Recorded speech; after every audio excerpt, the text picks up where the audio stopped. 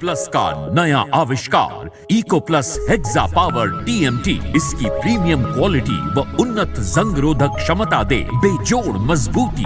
Eco plus cement और steel, इस पर है देश को भरोसा।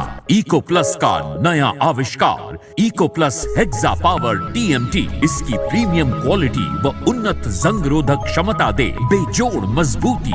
इको प्लस सीमेंट और स्टील, इस पर है देश को भरोसा। इको प्लस को आजमाया है तुझे अंदाज आया। तुम में भी मैं हूं शुद्ध प्लस पान मसाला। जब पशुओं को मिलेगा प्यार और मिल्को मोर पशु आहार तो दूध बहेगा, मुनाफा बढ़ेगा। मिल्को मोर पशु आहार। नमस्कार, लोकमंच न्यूज देख रहे हैं आप। मैं हूं आपके साथ सुरभि राजपूत। यूपी में दूसरे चरण में यानी कि 14 फरवरी सोमवार को वोटिंग होनी है और इसमें 55 सीटों के लिए वोट डाले जाएंगे। पश्चिमी उत्तर प्रदेश का ये इलाका बहुत ही महत्वपूर्ण माना जा रहा है, क्योंकि अगर पहले चरण में जाट वोट महत्वपूर्ण थे तो इस दूसरे चरण में मुस्लिम वोट निर्णायक मानी जा रही हैं। कुल 9 जिलों में वोटिंग होगी और हर जिले में मुसलमान 40 से लेकर 50% तक है। कुछ ऐसी सीटें भी हैं जहां पर मुस्लिम मतदाताओं की संख्या 65% तक है, इसलिए यह चरण बहुत ही ज्यादा महत्वपूर्ण माना जा रहा है। दूसरे चरण में सहारनपुर, बिजनौर, मुरादाबाद, संभल, रामपुर, अमरोहा, बदायूं, बरेली, शाहजहांपुर की सीटों पर वोटिंग होगी। पिछली बार यानी कि 2017 की बात कर लें तो इन 55 सीटों में बीजेपी का पलड़ा काफी भारी रहा था। पिछली बार बीजेपी को यहां पर 38 सीटें मिली थी। समाजवादी पार्टी की बात करें तो 15 सीटों पर समाजवादी पार्टी ने जीत दर्ज की थी। कांग्रेस को 2 सीटें मिली थी, जबकि बीएसपी खाता तक नहीं खोल पाई थी।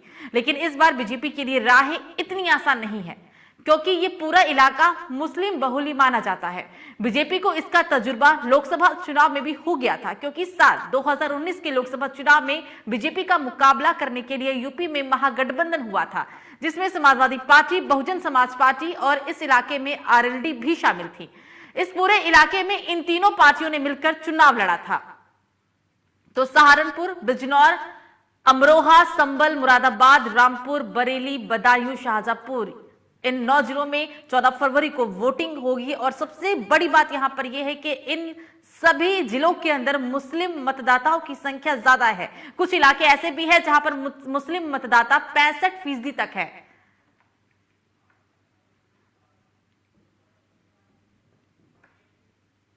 और इस खबर पर ज्यादा जानकारी के साथ ग्राउंड जीरो से हमारे कानपुर ब्यूरो हिमांशु जुड़ गए हैं।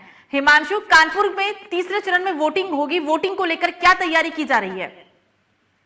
सुरभि जी, मैं आपको बताना चाहूंगा कानपुर नगर में 20 तारीख को कानपुर नगर में जो वोटिंग होनी है, तीसरे चरण का मतदान होना है, उसको लेकर जो प्रत्याशी हैं वो लगातार जनसंपर्क कर रहे हैं, लोगों से मिल रहे हैं और अपना एक मजबूत वर्चस्व पहले या मजबूत पांव जमाने के लिए अपनी हर कोशिश कर रहे हैं, जिससे कि उनको ज्यादा से ज्यादा लोग वोट दे सकें। और क्या जो वर्तमान में जो सरकार की जो रूलिंग पार्टी के विधायक हैं, वो सरकार की जो योजनाएं हैं, योजनाओं के माध्यम से जो जनता है उनके दिलों में बता रहे हैं, उनके दिलों में जीतने की कोशिश कर रहे हैं, उनके बारे में बता रहे हैं, सरकारी योजनाओं के बारे में बता रहे हैं कि हमारी सरकार ने क्या किया और पिछली सरकार ने क्या किया, इसका वो आकलन करके लोगों को बताना जाहिर कर रहे हैं। और ये कह रहे हैं दोबारा हमारी सरकार को चुने तो हम इससे ज्यादा और बेहतर से बेहतर आप लोगों के लिए हम सेवा कर सकें, और भी कई चीजें ऐसी योजनाएं हैं उनको भी हम शुरुआत कर सकें, संचालित की जा सके।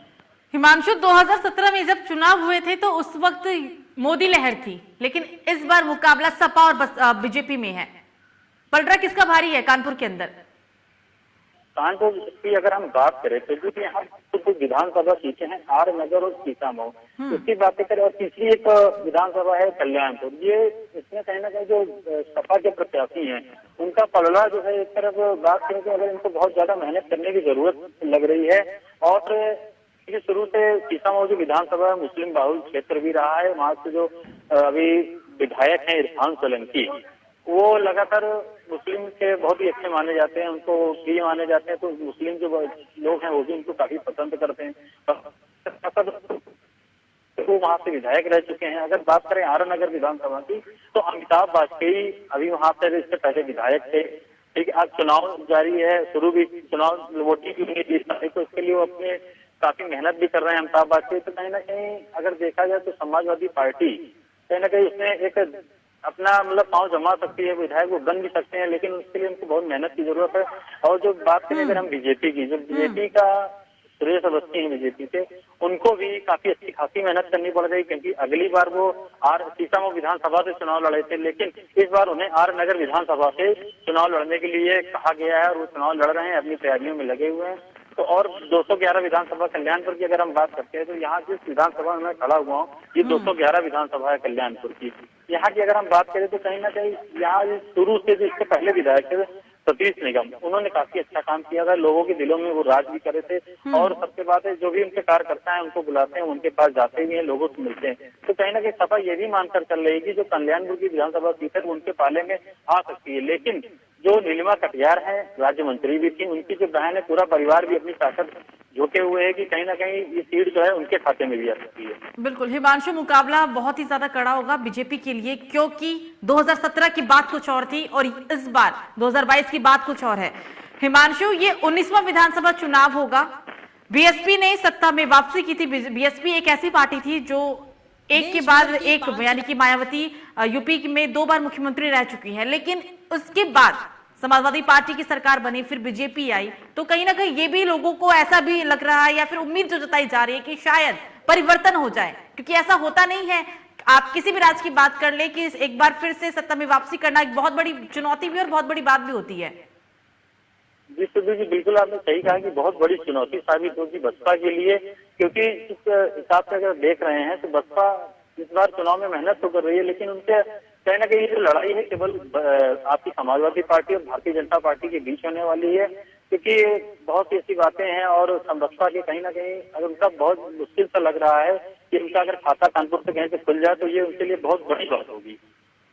बिल्कुल बिल्कुल हिमांशु, सही कहा आपने कि बसपा का ऐसा लग रहा है कि शायद कांग्रेस की तरह बसपा भी अब सिर्फ सिमट कर रह जाएगी कुछ सीटों पर या फिर खाता भी ना खोल पाए। हिमांशु, एक बात और यहाँ पर, जब 2017 में चुनाव हुए थे तो प्रचंड बहुमत हासिल करना, 323 सीटों पर चुनाव जीतना और फिर सरकार बनाना, वो बात अलग थी। इस बार सीधी टक्कर है और आर पार की टक्कर है। और सबसे बड़ी बात यहां पर ये कि समाजवादी पार्टी के मुखिया अखिलेश यादव छोटे छोटे दलों के साथ पहले से गठबंधन कर चुकी है, यानी कि वोट बटेगा भी और वोट कटेगा भी बीजेपी का। जी देखिए, योगी जी ने साफ कहा है कि अखिलेश यादव जितनी भी गठबंधन कर ले, कुछ भी कर ले, आनी उनके हिसाब से बीजेपी ही है। और जैसा कि सभी दलों को एक साथ कर बीजेपी के अगेंस्ट वो चुनाव लड़ रहे हैं और ये कह रहे हैं कि हम चुनाव बना ले जाएंगे। बेहद उत्तर प्रदेश का जो चुनाव है बेहद रोचक पूर्ण होने वाला है, जिससे कि इतनी चुनौतियां हैं बीजेपी के सामने, कई अन्य दल हैं वो केवल एक ही पार्टी के लिए सारे लोग मेहनत कर रहे हैं। तो इसमें ये देखना ये है कि अब आगे होगा क्या और ये सारे दल जब मिल जाएंगे। कानपुर नगर की जो स्थिति हम बता दें आपको कि सारे दल मिलकर समर्थन तो करेंगे, वो तो देखने की बात है, लेकिन जो बीजेपी है वो भी कहीं ना कहीं एक अपनी बहुत बड़ी जिम्मेदारी के साथ कहीं ना कहीं कोई भी वो कमी नहीं छोड़ रही है कि किसी प्रकार से उनकी विधानसभा से सीट हारी जाए। बिल्कुल हिमांशु, जब कल पहले चरण का मतदान हुआ तो सुबह से ही मतदाताओं की भारी संख्या पोलिंग बूथ के बाहर देखने को मिली और जो प्रतिशत था, वोटिंग प्रतिशत, वो ज्यादा था, लेकिन दोपहर और शाम होते होते तक वो सिर्फ 62-65% तक ही सिमट गया। एक बात ये भी है, और जो हमारे एक्सपर्ट्स हैं या फिर जो लोग अनुमान लगाए जा रहे हैं या फिर जो मीडिया के लोग ये अनुमान लगा रहे हैं कि शायद परिवर्तन ना हो, ज्यादा से ज्यादा अगर लोग बाहर निकलते वोट करते तो शायद परिवर्तन की उम्मीद थी, लेकिन पहला चरण अब कुछ और दर्शाने लगा है। क्या लगता है हिमांशु? ये तो सबसे बड़ी बात है कि जनता जो है अब वो सब समझदार हो चुकी है। अभी हमने कई लोग से जाना तो कई लोग अब जो है वो बेरोजगारी की भी अगर हम बात करें और बहुत ऐसे मुद्दे हैं जिनको लेकर आदमी जो है वो निकलने के लिए बात करेंगे वोट डालने के लिए, तो वोट डालने के लिए कहीं ना कहीं अब उनका मन नहीं होता कि हम जाए दोबारा। इसके लिए उत्तर प्रदेश के मुखिया हैं वो भी अपील कर रहे हैं, कई जिलों के डीएम हैं, एसएसपी हैं, सभी जिलों के डीएम एसएसपी अपील कर रहे हैं मतदाताओं से ज्यादा मात्रा में वोटिंग करें, जिससे कि मतदान का प्रतिशत बढ़ सके। और साल में एक बार, 5 साल में एक बार चुनाव आता है, अपने मताधिकार का प्रयोग करें ताकि सरकार बनाने में आप लोगों का ही सहयोग होता है। इस तरह की अपील करिए उत्तर प्रदेश के चुनाव में। और मतदाताओं को कई सारी सुविधाएं, योजनाएं, कई चीजें बताई जा रही है शुरू से। मतदाता क्या सोच रहा है कि वो बाहर नहीं आ रहा है, ये कहीं ना कहीं उसका जो पार्टी बिल्कुल हिमांशु, ठीक है हिमांशु, ठीक है हिमांशु, बनी रहिए हमारे साथ बने रहिएगा आप। तो बहुजन समाजवादी पार्टी और 2019 के लोकसभा चुनाव के दौरान यहां पर गठबंधन हुआ था। इस पूरे इलाके में इन तीनों पार्टियों ने मिलकर चुनाव लड़ा था। 2022 विधानसभा चुनाव का पहला चरण समाप्त हो चुका है। 10 फरवरी को वोटिंग हुई। अब अगली वोटिंग 14 फरवरी को होगी। 9 जिलों पर वोटिंग की जानी है, लेकिन खास और ध्यान देने वाली बात यहां पर यह है कि इन सभी 9 जिलों में मुस्लिम वोटर्स की संख्या बहुत ज्यादा है, क्योंकि पिछली बार जब वोटिंग हुई थी तो 55 विधानसभा सीटों में बीजेपी ने 38 सीटों पर जीत हासिल की थी। उस वक्त का मुकाबला एक तरफा कह सकते हैं, क्योंकि कहीं ना कहीं मोदी और योगी लहर थी, लेकिन इस बार मुकाबला कांटे की टक्कर का है, क्योंकि आर पार की लड़ाई में समाजवादी पार्टी और बीजेपी ने की है। पहले ही समाजवादी पार्टी के मुखिया अखिलेश यादव तमाम छोटे छोटे दलों के साथ गठबंधन कर चुके हैं और ऐलान कर चुके हैं कि इस बार सरकार बनेगी तो समाजवादी पार्टी की ही बनेगी। लेकिन मुकाबला सीधा है, आर पार की लड़ाई है समाजवादी पार्टी और बीजेपी में। 14 फरवरी को अगले चरण की वोटिंग होगी। यहां पर 9 जिलों के 55 विधानसभा सीटों पर वोटिंग की जाएगी। पिछली बार की बात करें तो 38 सीटों पर बीजेपी ने जीत हासिल की थी। समाजवादी पार्टी के हिस्से में भी 15 सीटें आई थी, खास बात थी। लेकिन मुकाबला तब शायद कुछ और था और इस बार का मुकाबला बेहद ही अलग माना जा रहा है। बहरहाल 10 मार्च को नतीजे आएंगे और 10 मार्च को जब नतीजे आएंगे उसके बाद ही पता चलेगा कि यूपी की सत्ता पर कौन काबिज होगा। 14 फरवरी को जिन 9 जिलों में वोटिंग होगी उसमें सहारनपुर, बिजनौर, अमरोहा, संभल, मुरादाबाद, रामपुर, बरेली, बदायूं और शाहजहांपुर हैं।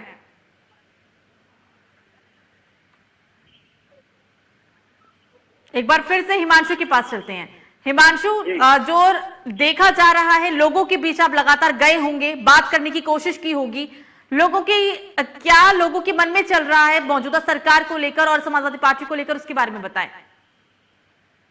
सुरभि जी, मैं आपको बताना चाहूंगा, इस वक्त जिस विधानसभा में हम खड़े हुए हैं कल्याणपुर में, मेरे साथ कई और लोग भी मौजूद हैं। हम उनसे जानेंगे कि सरकार वर्तमान जो सरकार चल रही थी इसके पहले, क्योंकि अभी इलेक्शन नहीं हुआ है, सरकार जो है उसमें क्या किस तरह से आप उनको वोट देंगे, क्या कैसे डिसाइड करेंगे, कैसे चुनेंगे, क्योंकि आपने बीजेपी को भी देखा, इससे पहले सपा को भी देखा, उसके साथ उससे पहले भी और सरकारें देखी होंगी। तो हम जानेंगे क्या नाम है आपका?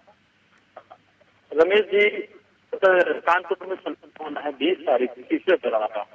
तो आपने कई सरकारें देखी हैं, बीजेपी भी देखी, सपा भी देखी, आगे की जो रणनीति है वो किस तरह मतलब लगती है आपको, क्या कैसे चुनाव करेंगे? सर, आने वाले समय में जो सरकार अभी फिलहाल में है, सर उम्मीद है कि सरकार यही हमारी बन के आने वाली है सर। और जो भी है सर, जनता के बीच में सर देश विदेश की सरकार काम कर रही है सर, और इससे अच्छा से खुले रखते हैं और भी आगे सरकार आगे पर काम करेगी। आप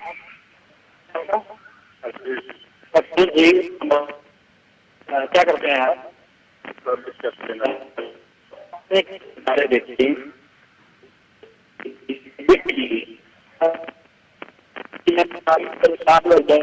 आकलन करके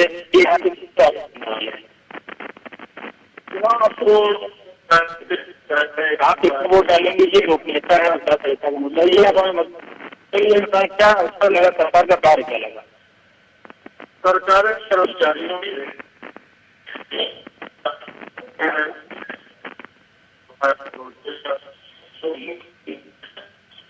हर सरकार एक तरीके से देखा जाए तो पीछे ही रहेगी। हिमांशु, जिन लोगों से आप बात कर रहे हैं उनकी आवाज हमें क्लियर नहीं आ पा रही है। हिमांशु, सरकारों को चाहिए, हिमांशु आवाज आ रही है आपको मेरी? इस तरह की विचारधारा आ रही है। हिमांशु, आवाज नहीं आ रही है प्रॉपर।